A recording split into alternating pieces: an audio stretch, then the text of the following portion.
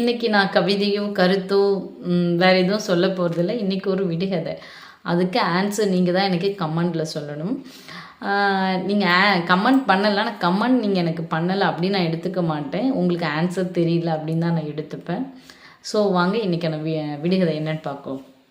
மிகப்பெரிய பரந்த காடு, அங்கே துள்ளி குதித்து விளையாடும் ஆனால் அவை மான்கள் அல்ல. உருண்டு உருண்டு விளையாடும், அங்கே எந்த வனவிலங்கும் இல்லை. அந்த காடு எந்த காடு? ஸோ திரும்ப வேணால் சொல்லட்டுங்களா? வேணாம், உங்களுக்கு தெளிவாகவே புரிஞ்சிருக்கும். ஸோ இதுக்கான ஆன்சர் வந்து நீங்கள் கமெண்ட் பண்ணணும். ஸோ நீங்கள் கமெண்ட் பண்ணலாம். நான் வந்து உங்களுக்கு ஆன்சர் தெரியலன்னு தான் நான் எடுத்துப்பேன். இதுக்கான பதில் வந்து அடுத்த நாள் வீடியோவில் சொல்லப்படும். ஸோ சில டைமில் வந்து கவிதை கருத்து இப்படியே சொல்லி போர் அடிக்காமல் இது இப்போது ஒரு சிலதை நான் சொல்ல விரும்பிக்கிறேன், ஒரு சில வார்த்தை மட்டும். இதில் வர்றது எல்லாமே என்னுடைய சொந்த கருத்துகள் தான்.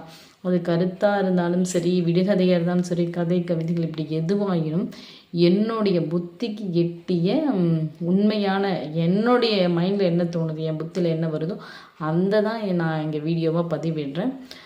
ஸோ இது போன்ற கருத்துக்கள், கவிதைகள், விடுகதைகள் இதெல்லாம் உங்களுக்கு பிடிக்குன்னா விஜய் மகி கணேசன் தொடர்ந்து இணைந்திருங்கள். நன்றி, வணக்கம்.